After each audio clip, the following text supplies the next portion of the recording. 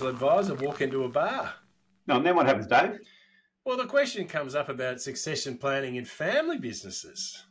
Family businesses, a big family runs a business. Then they think they're going to do some succession planning, and it's all too hard, so they do nothing. That's been my experience. Well, so is nothing? Is that the answer? Well, look, for some families, that is the answer. Bury your head in the Well, sand, and hopefully no one will sort of ask about it, so they'll kind of go away. So, look, I just think, I mean, you can talk about it as a family because you're getting into that second or third generation, but it's definitely one of these issues that is being addressed. But if we look at the traditional model of what family succession planning is that the older generation, when are they getting out so the younger ones can come, up the food chain, sort of. Here I am, I'm the young bull, I know what I'm doing. You old blokes, you're no good. You need to step aside and let us run through. So there's been some very interesting research that's come out of the High Net Worth Institute, which is a US-based organisation. A bunch of old, wealthy white blokes sitting around. Well, it's more from a consulting point of view that sits within there. Yeah. But part of their research and the approach that they're looking at is that their argument is around rethinking, rebalancing, and reinventing what the transition of succession is within family businesses. And a lot of it is driven on the basis that just because someone has hit a certain age, have they gone past their use-by date? Now, part of the rethinking that they talk about is inside an organisation, and especially a family structure, it might be that you set some rules that says, right, Alex, you're at this age and then you get to this particular point, but at say, 60, as an example, we are definitely in that transition period. But even when you're in your 30s, when you're starting in the business, that you can once you get into that level, it might be that at 60 or 65, there's a requirement to step away from a executive role. Now, you may sit on the board and you may be in a non-executive role, but it's very clear that at that age, there's an expectation that you step, which is like some of the partnerships in accountancy and legal firms. The judges all have to step down. All that sort of stuff. But what it does is it starts to people to understand, I need to be developing my own skill set as an individual inside the family to look to do something else at that particular point in time, rather than, I'll just keep going because I own the business or I'm a major shareholder of it and I'll do what I want to do. And so it's starting to get the rebalance component that sits inside an organisation, that we've got some younger and older and we mix it together, but it's almost flipping part of it, and to get people to think about, how do I reinvent myself? So at 65, someone's like, I've never felt so good. Kids are off my hands. I feel fantastic. Mentally, I'm in pretty good shape. I've had more time for exercise. I've really enjoyed the business. I don't want to just stop and say, I'm just going to play golf 4 days a week. Like, boring. What else could I do? And at 65, in some family groups, you can turn around and go, how old was grandma? She was 107. And grandpa was still working until he was 85 and was still pretty sharp. So all of a sudden, you can be in a position that you might have a 20-year career after 65, but what does it look like? So are you saying you might have a compulsory, if you like, or an agreed retirement date, but then have to reinvent yourself to do something else? Because I suppose what I'm thinking is, well, if you are feeling sharp and loving the business, why wouldn't you just keep working in it until forever? Well, because, and that's a valid point. So an example that has been given as part of this research and anecdotally through some individuals that I know that have been involved in it, is that there was a family through Europe. And look, a lot of it is driven off the European and US businesses, but it means that it's coming here because we're getting into second and third, and there are some fifth generation families in the country. But it was very clear in one of these families that an individual that at 60 or 65, that was a requirement. And in that period, that individual, and it was in a small regional area, and so the family was very wealthy and they were very well connected, but that individual then transitioned into, say, a political career. So Oh, they yeah. might have become the mayor of the town, or, they got involved in some other organisation that was very community-based. Yeah. So they could utilise the skill set that they developed over the years within their business, and the connections, and the family wealth could then be supported to move into something else. But it was very clear inside the organisation that these are our expectations, because we want the freshness coming through, but also there's not the angst from the younger generation. It's like, well, when is Alex stepping down? Well, when I feel like I'm ready to go. Like, or when I keel over. Correct. And so then people move to another, the younger ones go, oh, this is ridiculous. I'm 45. I'm still like, I want to be running this for say a 20-year period. Why can't, and look, they may or may not be capable in the circumstances, but you're being very transparent around what that process is. But it's also educating a person at a younger age that says, our expectation is here. So you need to be working towards finding an alternative for you. Yeah. And not just saying, well, I'm just going to stay here because I don't really know anything else. What else to do? Like, it's actually good for the business because it brings some freshness. Yeah. And it also means that a person is working their way through, that they've also got a clear exit plan. And that exit might still be 5 or 10 years away, but they know they can drive and drive and drive. But whilst they're doing that, they may be transitioning to looking at, well, what would I like my next interest to be? Well, it touches on a point that we've raised a few times in different contexts in the podcast, and that is that if I think a lot of people stay in the business and keep working in the business because they don't know what else to do, not because they love it necessarily. Maybe they do, but maybe they don't have any other interests, and their hobby is work, and maybe that wasn't the plan, or it just sort of happened. And I think, I mean, I've been in danger of doing that, and I've actively tried to develop other interests so that I'm not just working all the time. I do love my job, but, to be a balanced person, you can't just work all the time. And I think as your life, your family, your career, all those things evolve, your age, as you mature, then, you got to have other interests to and otherwise you're going to end up divorced, right? I mean, because you're just not going to be a balanced person. You're going to end up a rubbish dad, Yeah, but also there's this balance for you get into this treadmill and it becomes all too easy. And people also then, when they turn up inside the organisation and they're the leader, they have a sense of purpose and people know who they are. And, there's an element of swagger as they move through either the organisation or the industry. And it's like, well, I want to be seen to be like, why would I want to come off my pedestal?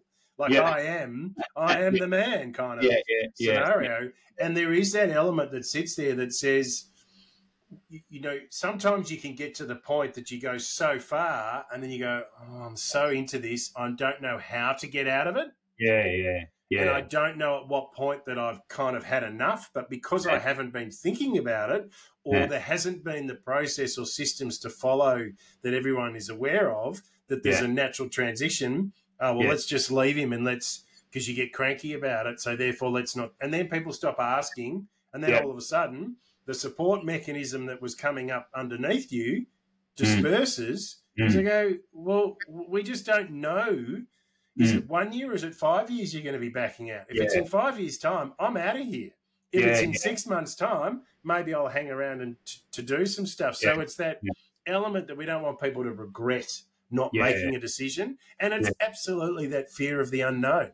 Yeah. Well, and I think it's a big part of succession planning is not just writing a plan and saying that's that, there you go, but it's that it evolves and that you're doing a little bit. If you're going to step away from the business when you're 65, maybe you step away one day a week when you're 60 or whatever it is. Correct. So that you're not just suddenly then you're off golfing all day, or you've got to reinvent yourself if you want to call it that, slowly, gradually.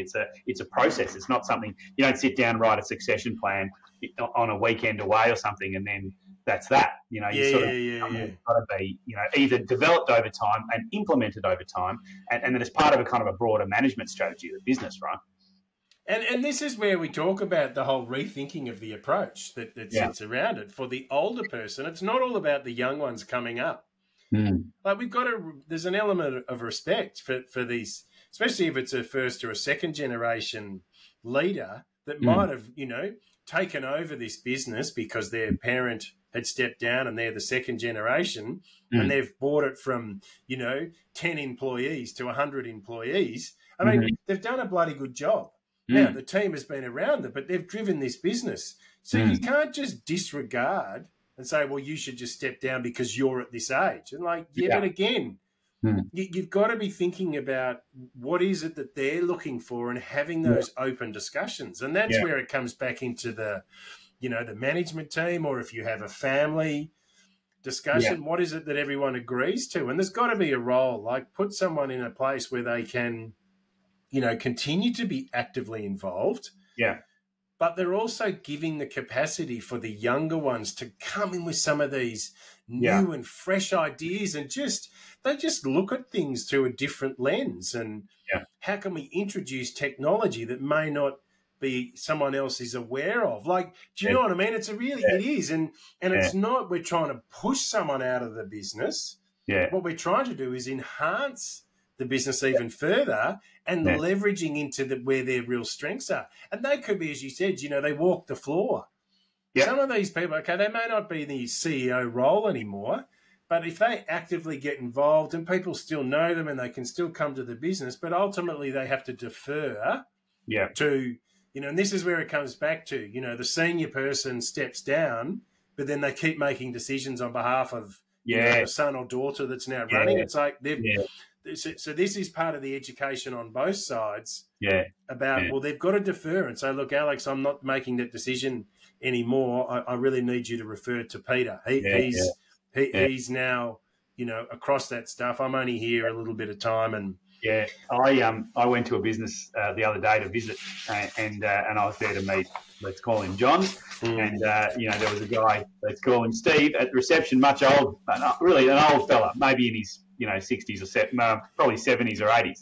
And I thought, that's an unusual receptionist, Anyway, and then I went and had my meeting and with John, and and then I went away and said goodbye to the receptionist, and off I went. And I later at my next meeting discovered that fellow was the founder. That's the father of the guy I was meeting. Yeah, right.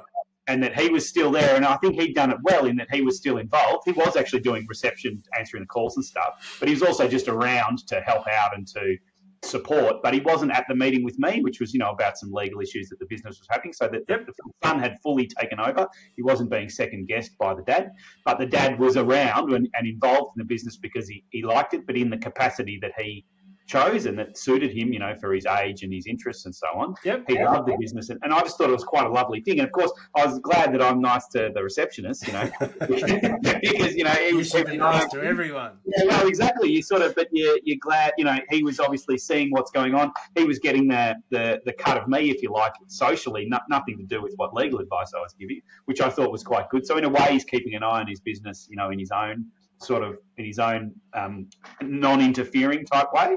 And I thought it was a nice thing, and it was something that they when I discussed it with them, it's something they said they'd planned for a while. And I've also seen it on the other side of it, which is where the old guy, if you like, hangs around and just undermines his son or undermines whoever's taken over, or second guesses them and ultimately controls everything because they're a maniac and they can't help themselves. There's a lot of business owners like that. And sometimes they're difficult with their own family. And, Succession on television is a good example of that. Until the old guy dies, the kids can't really be free at all.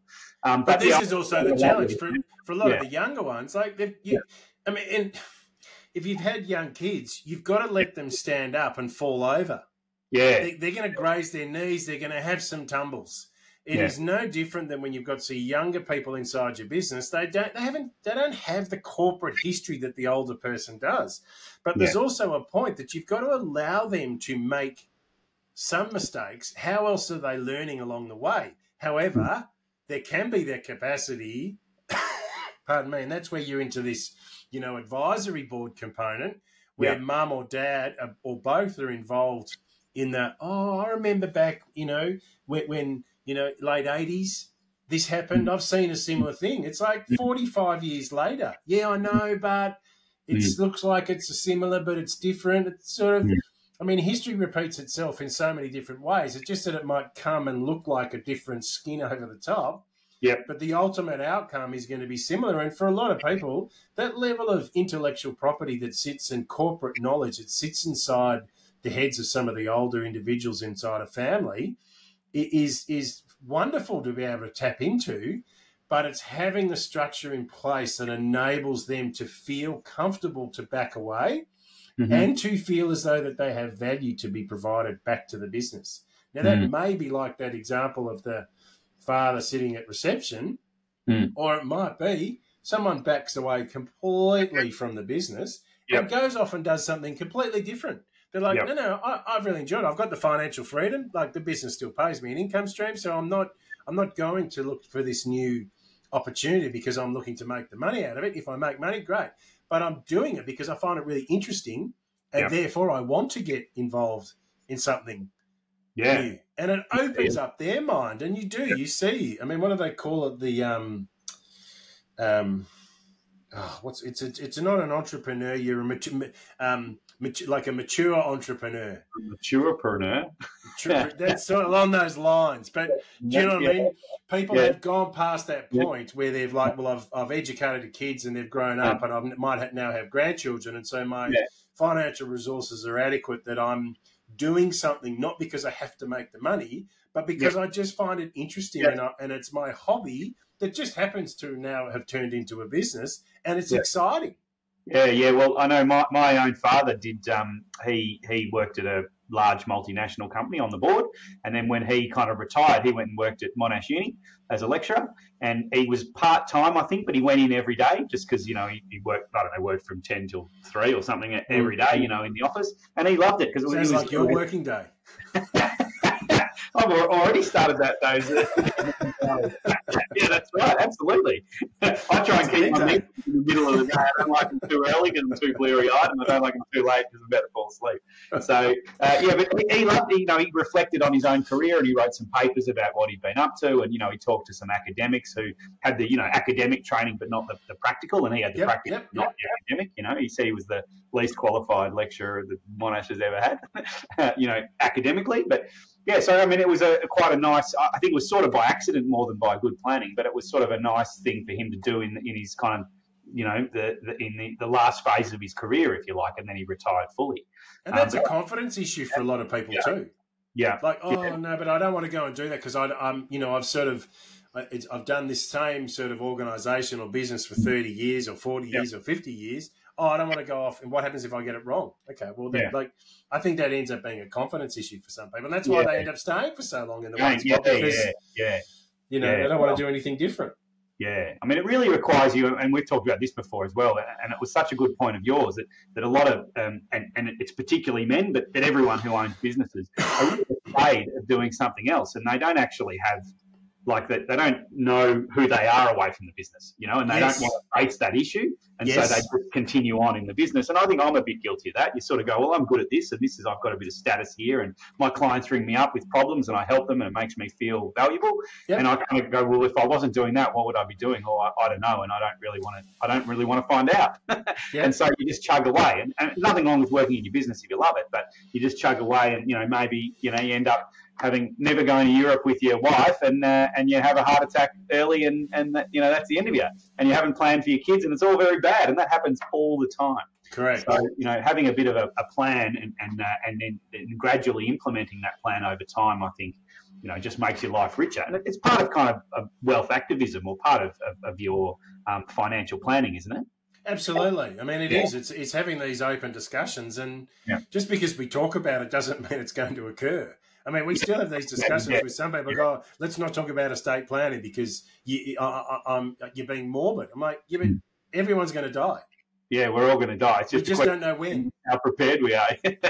So let's have some of these and work out what it is that you want to do. Because I mean, I can't remember who makes the statement. Without it's a bit like when they say, what's his name, Mike Tyson, when you get punched in the face or something. Yeah, plan's all fine until you get punched in the face. It's the same thing. I mean, just because you've discussed it, then you're talking about the options, but it gives you the ability that sort of says, I want to tweak myself a little bit to the left or the right. Yeah. Or I actually want to take 2 steps back before because now I've thought about putting some information on the table that helps me make a decision and to help articulate what it is that you would like to do. Because again, I think, rash generalisation, a lot of blokes will just they don't want to see or say anything because they'll feel vulnerable. But vulnerability can be a good thing because it can open up a whole lot of opportunities for you that people don't realise. Oh, I didn't realise you thought or felt like that. Yeah, because I never told anyone. Yeah. And you can develop a whole bunch of interests and hobbies and absolutely relationships with the people around you, which enriches your life if you make space for it. But if space is always full with work, in an unhealthy way, then that just fills the space, Yep.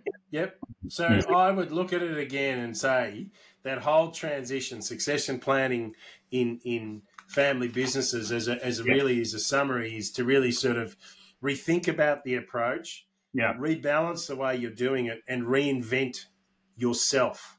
It's a really interesting concept, and it's almost flipping what some people would consider to be the traditional model of succession planning and bring the multiple generations together. It's exciting to have these discussions and to see, because I do think 1 and 1 is 3 and 4 and 5, because you can do more when everyone's aware of what's going on the same page. Yeah, fantastic. Oh, well, thanks for sharing that research with us and for that insight, because I think of succession planning as, when is the old guy leaving and when are the young people taking over, but there's obviously a lot more to it, and it can, enrich your life if you sort of address it head on rather than hide from it. Correct.